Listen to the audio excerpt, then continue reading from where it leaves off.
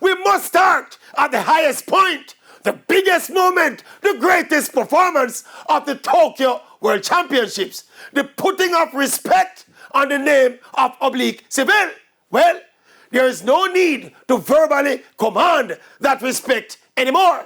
After that command championship title-winning performance, decimating and dispatching the best field assembled to become the world champion in the blue ribbon event of the sport, precisely the stuff of which greatness is made.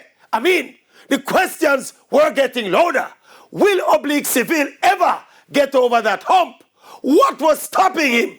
Was it something psychological or was it something physiological? Well, guess what?